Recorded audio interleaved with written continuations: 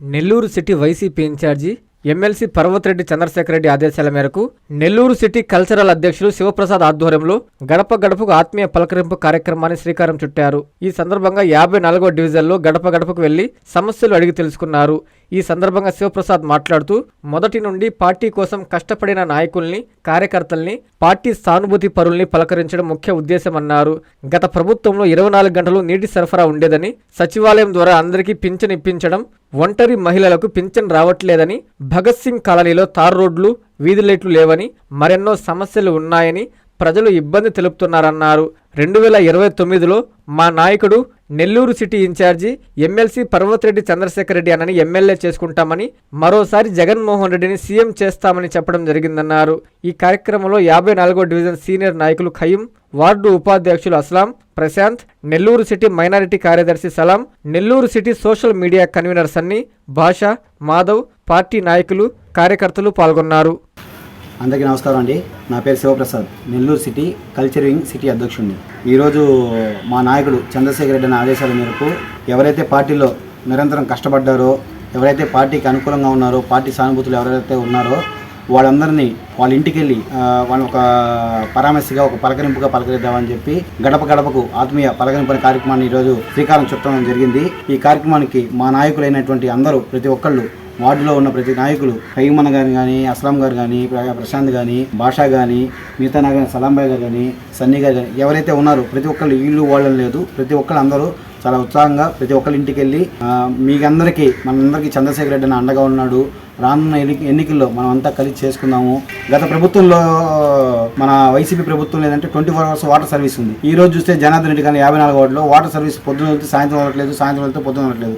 భగత్ సింగ్ కాలనీలో చూస్తే tar road side వెళ్ళేటప్పుడు అక్కడ వీధి లైట్లు లేవు, గేట్లేమో 1-2, ఇటు 2 లైట్లు పెట్టి, ఇటు 2 గేట్లు, అటు 3 గేట్లు పెట్టినా తప్ప ఆ రోడ్డు నుంచి వచ్చేదానికి లైట్లే లేదు. ఆ లైట్ అయిన దానిలో చీకట్లో వచ్చేటప్పుడు చిన్నపిల్లలు కానీ, నైట్ ఎవరైనా వచ్చే పెద్దలు కానీ, లేడీస్ కానీ చాలా మంది ఇబ్బంది పడుతూ ఉన్నారు. ఇలా కూటమి ప్రభుత్వంలో ఏంటంటే వాళ్ళకి ఏదైతే కాంటాక్ట్ చేసుకుంటే అనుకూలంగా ఉంటుందో, వాళ్ళకి ఏదైతే ₹1 వస్తే పని చేసుకుంటే వస్తుందో అది చేస్తున్నారు తప్ప, ఏదైతే పబ్లిక్ ఒక సమస్య ఉంది, వీధి లైట్ వెలగట్లేదు, ఆ వీధి లైట్ కొంచెం తొందరగా స్పందించడం చేయటం. ఆ రోడ్లు చూస్తే ఏసీ రోడ్డుని ఒకసారి ప్యాచ్ వర్క్ అంటారు, ఒకసారి వచ్చి కాలం మీద రోడ్డు అంటారు, ఒకసారి వచ్చి పైప్ లైనింగ్ అంటారు. ఏసీ రోడ్డు 4 సార్లు పలగొడుతున్నారు. ఇలా చేయటం వల్ల ఆ రోడ్లు, ఉన్న రోడ్లు బాగుండే రోడ్డు కంటే ఉన్న రోడ్లు చెడిపోతున్నాయి. మేము ఏదైనా అభివృద్ధికి వైఎస్ఆర్ పార్టీ ఎప్పుడు వ్యతిరేకత కాదు.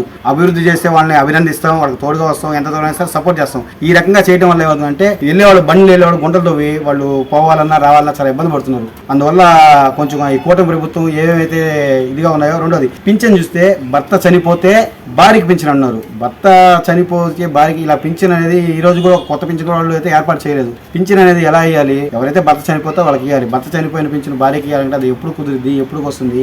2 సంవత్సరాలు, 1 సంవత్సరం అయినా భర్త చనిపోయిన పింఛన్ రాక, వాళ్ళ ఇంట్లో జరగక చాలా మంది చాలా బాధపడతారు. ఇలా ఒక సమస్య కాదు, అనేక రకరకాల సమస్యలు ఉన్నాయి. అందువల్ల మేము ఈ రోజు ప్రతి ఒక్కరిని ఫస్ట్ ఈ రోజు ఆత్మీయ పలకరింపుగా ఎవరైతే పార్టీ నాయకులు ఉన్నారో వాళ్ళందరూ ఇంటి దగ్గరికి వెళ్ళి మేమంతా పార్టీని బలోపేతం కోసం చంద్రశేఖర్ రెడ్డి అనే ఆదేశాల మేరకు పార్టీని రేపు 2029లో కానీ ఎప్పుడు ఎలక్షన్ జరిగినా సరే 2029లో చంద్రశేఖర్ రెడ్డి అనే ఎమ్మెల్యే గారు చేసుకొని, జగన్మోహన్ రెడ్డి గారిని సీఎంగా చేసుకొని ప్రతి ఒక్కరు పార్టీ కోసం కష్టపడతామని, అందరితో కలిసి ఉందామని చెప్పి సెలవు తీసుకున్నాం. నమస్కారం అండి.